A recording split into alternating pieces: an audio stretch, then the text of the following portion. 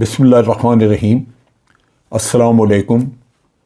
आप देख रहे हैं DDP एनालिटिका। मियां नवाज शरीफ ने कल एक रिकॉर्डेड वीडियो वो रिलीज़ की उन्होंने, जिसमें कि मियां साहब लंदन में बेस्ड चंद एक सहाफ़ियों से तीन चार सहाफ़ी हैं, उनसे वो बातचीत कर रहे हैं और इसके बारे में मुख्तलिफ़ ट्वीट्स के ज़रिए पब्लिक को आगाह किया गया था कि एक ऐसा इंटरव्यू मियां साहब का हम सामने ला रहे हैं जिसमें उन्होंने दिल की बातें की हैं। मियां साहब ने अपनी मुश्किलात जो उनको पिछले चंद सालों में, पिछले 3 साल से तो वो लंदन में ही हैं, लेकिन उससे पहले जो 1-2 साल उनको ट्रायल हुआ केसेस का, या ये कि उनको जेल में जाना पड़ा, उसके बारे में उन्होंने बातें की। एक इंसान की हैसियत से मैं ख़ुद भी दुआ करता हूँ कि रब्बुल आलमीन हम सबको कोर्ट कचहरी से, अदालतों से और जेलों से महफूज रखे और अल्लाह अपनी रहमत में रखे कि किसी को ऐसी मुश्किलात का सामना ना हो। लेकिन मसला यही है कि बासूरत जो कुछ इंसान दुनिया में भुगतता है या आखिरत में उसने जाके फेस करना है, वो उसके अपने आमाल का ही नतीजा होता है। आप दुनिया में झूठ बोल सकते हैं, आप अपनी मर्ज़ी की हुकूमत बन गई तो उसके ज़रिए नए कवानीन बना सकते हैं, अपने आप को बरी करा सकते हैं, आप जो भी चाहें हुकूमत हो गई आपके पास तो रिकॉर्ड आप ज़ाया करा सकते हैं, हर दूसरे दिन किसी सरकारी बिल्डिंग में आग लगवा सकते हैं, रिकॉर्ड जल जाए, ये सब आपके इख्तियार में है। और आप कह सकते हैं दुनिया को कि जनाब हम तो बेगुनाह थे और ये हमारे ऊपर बड़ा जुल्म हुआ, दुश्मनी थी। दुश्मनी किसकी थी? लेकिन अल्लाह ताला की ज़ात सब देखती है, सब जानती है। वहाँ जाके जो आपने अमाल किए उनका भी हिसाब देना होगा, और ये जो आप लगातार झूठ जाट बोलते रहे उसका भी हिसाब देना होगा।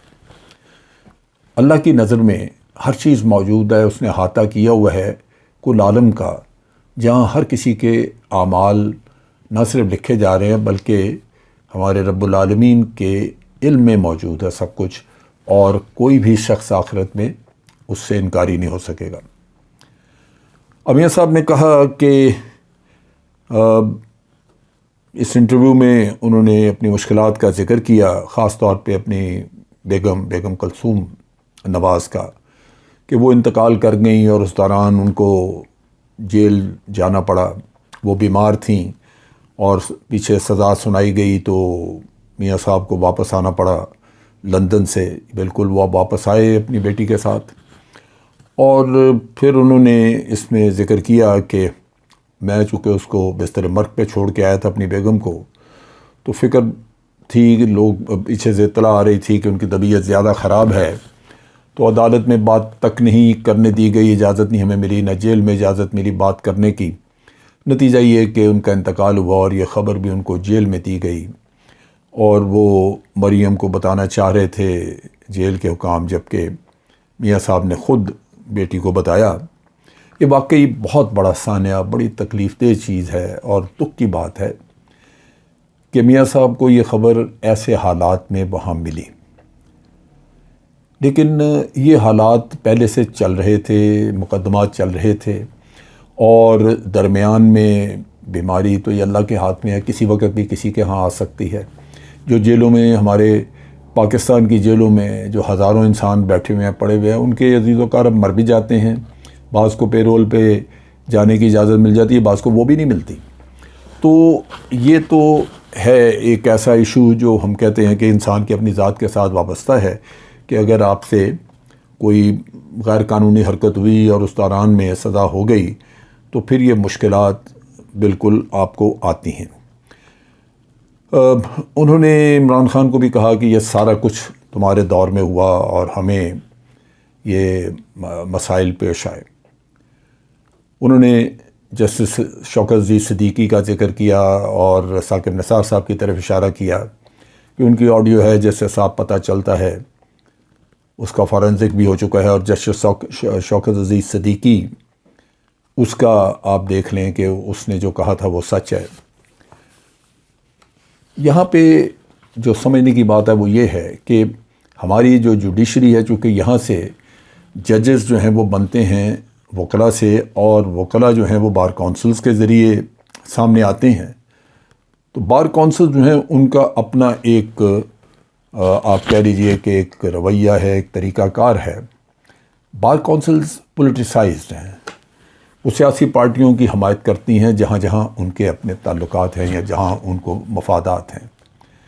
نتیجہ یہ کہ جب وہ کسی کو وہاں سے ریکمینڈ کرتے ہیں یا کوئی جج بن جاتا ہے، تو جج بننے کے بعد بھی وہ پولیٹیسائزڈ رہتا ہے۔ اور ہماری جوڈیشری کا آج مسئلہ یہی ہے کہ جوڈیشری میں ڈویژن جو موجود ہے وہ ہے ہی اسی وجہ سے کہ ججز جو ہیں وہ اپنی سیاسی سوچ کے تابع چل رہے ہیں۔ اس سے لازماً ایک مسئلہ موجود ہے۔ جیسے ہمیں ہمیشہ کہا جاتا ہے کہ لاہور ہائی کورٹ کے بارے میں بہت ساری باتیں نہیں کہ وہ میاں فیملی کو انہوں نے بہت زیادہ، بلکہ لوگ تو یہ کہتے ہیں کہ جوڈیشری نے جتنے ریلیف میاں فیملی کو دیا کسی اور کو دیا ہی نہیں، خود اعتزاز احسن وغیرہ کہتے رہیں۔ تو اس لحاظ سے تو یہ تو فیورٹ رہے اور انہوں نے بھرپور فائدہ اٹھایا ہے بہت سارے کیسز میں۔ اب اسی میں دیکھ لیجئے کہ میاں صاحب جب ملک سے باہر گئے ہیں تو ایک ایفیڈیوٹ 50 روپے کے اسٹامپ پیپر پہ لکھ کے دے گئے، ان کے بھائی صاحب نے لکھ کے دیا۔ میاں صاحب ایک مخصوص مدت کے لیے گئے تھے، 3 سال ہو گئے باہر بیٹھے ہیں، کسی نے پوچھا ان سے؟ یا بھائی صاحب کی پکڑ ہوئی یہاں پہ کہ آپ نے ایفیڈیوٹ دیا تھا اور آپ ضامن تھے کہ واپس آئیں گے، میاں صاحب وہ نہیں آئے لہذا آپ کو جیل جانا ہے؟ کچھ بھی نہیں۔ جتنی کھلی چھٹی ان حضرات کو ملی ہوئی ہے وہ تو کسی کو بھی نہیں ہے۔ اور جہاں تک جسٹس شوکت عزیز صدیقی کا تعلق ہے، وہ ایک پلانٹڈ جج تھے، اسی طرح سیاسی بنیادوں پہ آئے ہوئے، اور انہوں نے کسی نے ان کو کہا کہ جی آپ یہ فیصلہ کریں، یا کسی نے کہا کہ جی آپ اس طرح کا پینل ججز کا بننا چاہیے، تو میں آپ کو کہوں آپ میری بات نہیں مانتے تو بالکل میں آپ کا کوئی گربان تو نہیں پکڑ سکتا۔ لیکن آپ نے یہ فیصلہ کیا ہے شوکت عزیز صدیقی صاحب نے کہ الیکشن سے 2 دن پہلے راولپنڈی بار کا خاص ایک جلسہ کروا کے اس میں جا کے یہ تقریر کی اور سارے یہ کہانی سنائی قسمیں کھا کھا کے، کیونکہ آپ کو پتا تھا کہ 2 یا 3 دن بعد الیکشن ہے اور آپ الیکشن میں میاں صاحب کے لیے سمپتھیز لینا چاہتے ہیں، نون لیگ کے لیے سمپتھیز لینا چاہتے ہیں، اور آپ کی کوشش یہ ہے کہ ویسے سزا ہوتی رہے لیکن میں زبانی طور پہ یہ ثابت کر دوں کہ وہ تو بے گناہ ہے۔ سو آپ نے پری پول ریگنگ کا انتظام کیا شوکت عزیز صدیقی صاحب نے۔ اب باقی جہاں تک تعلق ہے کہ جناب مذاق اڑایا گیا، محترمہ کلثوم نواز بیمار تھیں، تو آپ خود دیکھ لیجئے کتنی دفعہ آپ علاج کے لیے باہر گئے ہیں، کیا آپ نے علاج کرایا؟ اور ابھی کا دیکھ لیں کہ آپ پلیٹلیٹس کا جھوٹ بول کے باہر نہیں گئے۔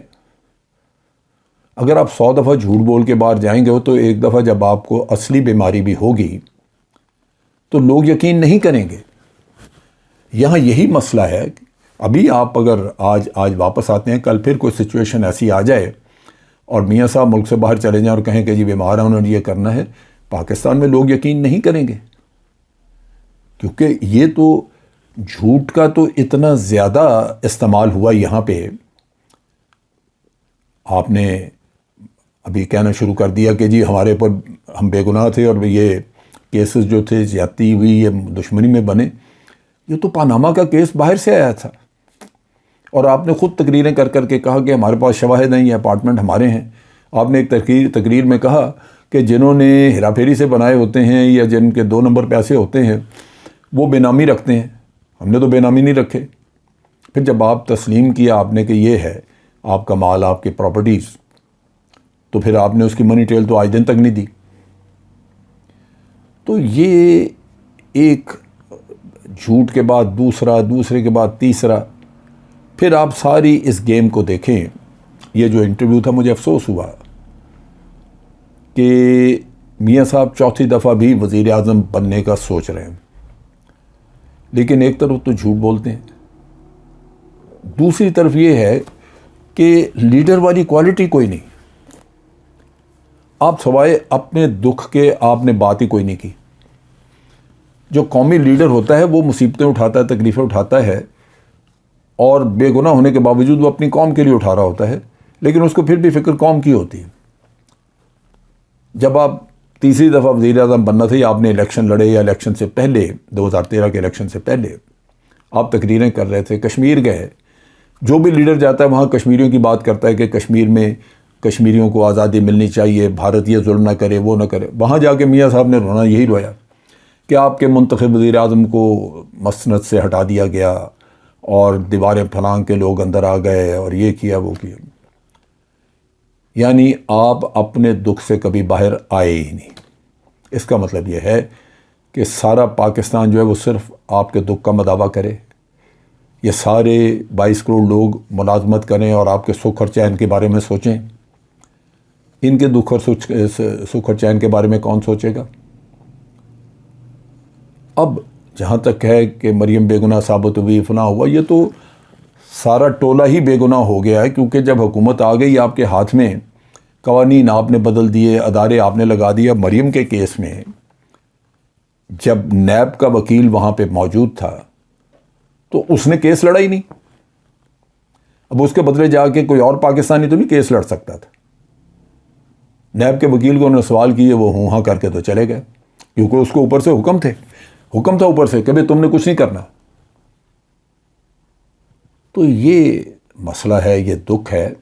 میں ہمیشہ کہتا ہوں، اور آج بھی میں اس ویڈیو کے آخر میں یہ کہہ رہا ہوں کہ یہ ملک کرپٹ مافیا کے ہتھے چڑھ چکا ہے، اور اس کے ٹینٹیکلز، اس کے تانے بانے اتنے دور تک اور اتنے مضبوط ہیں کہ ہر ادارہ، ہر بار کونسل، ہر وہ جگہ جہاں سے کوئی احتساب ہو سکتا ہے یا کسی کو انصاف دینے، وہ کام کرے گا انہی کے لیے، اور کر رہا ہے. نتیجہ یہ کہ یہ سوچنا کہ ہم کبھی بھی اس ملک کو کرپشن سے پاک کر سکیں گے، کبھی بھی ہم کوئی سوچ بچار والے ہمدرد لیڈر جو قوم کے ہمدردوں وہ لیڈر لا سکیں گے، وہ ممکن نہیں ہے.